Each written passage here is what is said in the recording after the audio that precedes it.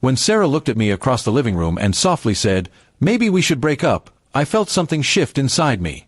For months, I had sensed her drifting away, her words colder, her time with me shorter.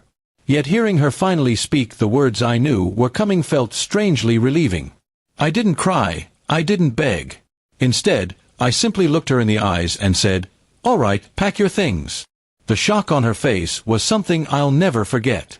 She blinked rapidly, as if she hadn't heard me right. "Wait, what? You're not even going to talk about it?"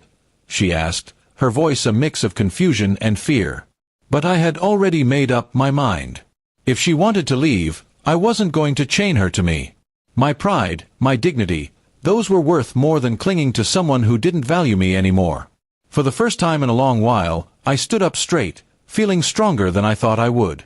I walked toward the closet, pulled out her suitcase, and placed it on the bed.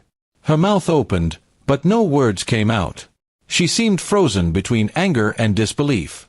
This was not the reaction she expected. She probably thought I would plead, argue, or fall apart. Instead, I stayed calm. "You've already decided in your heart, Sarah," I told her quietly. "I won't waste either of our time pretending otherwise." She tried to form a response, but her silence said more than words. I began gathering her clothes neatly, folding them the way she liked, and placing them in the suitcase. Each fold felt like closure. As the minutes passed, the atmosphere grew heavier. She finally whispered, "I thought you cared." I stopped, turned to her, and answered, "I cared more than you'll ever know. But if caring isn't enough for you, then I won't keep trying to convince you." Her eyes glistened, but I couldn't tell if it was guilt or anger. Maybe both. When everything was packed, I carried the suitcase to the door.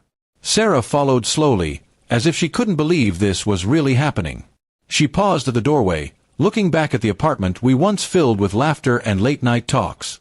Now, all that was left was silence. "I didn't think you'd let me go so easily," she admitted in a low voice. I looked at her one last time and said, "Sometimes strength isn't holding on, it's letting go." She didn't reply. She just stepped outside, suitcase in hand, and the door closed behind her. For a while, I just stood there in the quiet. The apartment felt larger, emptier, but also strangely peaceful. I realized that I wasn't broken. In fact, I felt free from months of doubt and emotional tug-of-war. She had been halfway gone long before she said the words. Over the next few days, friends called when they heard the news. Some were surprised, others not at all. Many expected me to be devastated. But I wasn't. I kept myself busy, focusing on my work, my health, and even reconnecting with old hobbies I had abandoned during the relationship. Strangely enough, I started sleeping better. The weight of uncertainty had lifted from my chest. No more nights wondering why she wasn't answering my calls. No more excuses about late meetings or just needing space. The truth had been revealed, and I had acted with finality. Weeks later, Sarah texted me. She wrote, "I didn't expect you to be so strong. I thought you'd fight for me." I stared at the message, realizing she had wanted control all along. My silence was my answer. I never replied. Time passed, and with it came healing. I learned that love isn't about clinging to someone who doesn't see your worth. It's about valuing yourself enough to walk away when the other person has already left emotionally.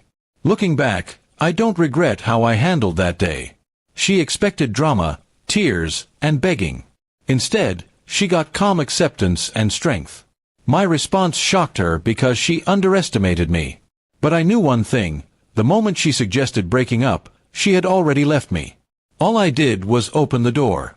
And as that door closed behind her, another one opened for me. The door to peace, self-respect, and a future free from someone who didn't truly want to stay.